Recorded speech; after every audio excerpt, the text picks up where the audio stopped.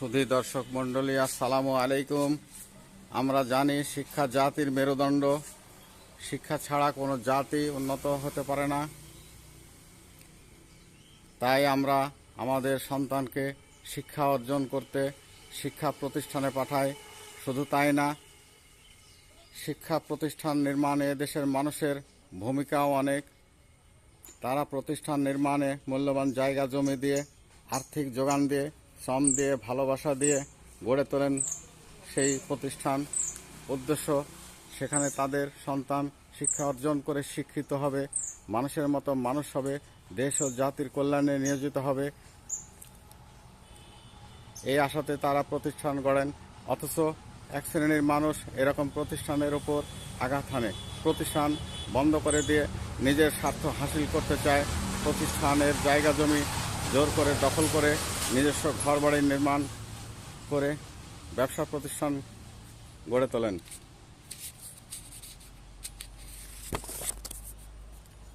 আজকে এমনই একটি নিদর্শন আপনাদের সামনে চিত্রসহ তুলে ধরার চেষ্টা করব ইনশাল্লাহ। ভিডিওটি না টেনে সম্পূর্ণ দেখার আহ্বান জানাচ্ছি। আজকে রাজশাহীর পুঠিয়া উপজেলা চকপালাশী সরকারি প্রাথমিক বিদ্যালয়ে এসেছি। এখানে যে করুণ হৃদয় বিদারক ঘটনা ঘটেছে তা আপনাদের সামনে তুলে ধরার চেষ্টা করব।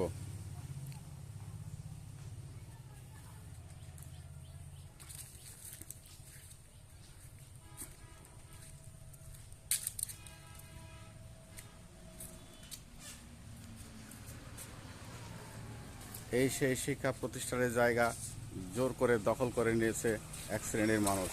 আপনাদের ভিডিওতে দেখানোর চেষ্টা করছি, আপনারা ধৈর্য সহকারে দেখার চেষ্টা করবেন। এটা সম্পূর্ণ স্কুলের আওতাভুক্ত ছিল। এখানে ছেলে মেয়ে লেখাপড়া করত, খেলাধুলা করত, উঠাবসা করত। আজকে এই জায়গা বিচ্ছিন্ন হয়ে গেছে। এখানে জবরদখল করে ঘরবাড়ি তৈরি করছে, তা বর্তমানে ভেঙে পড়ে গেছে।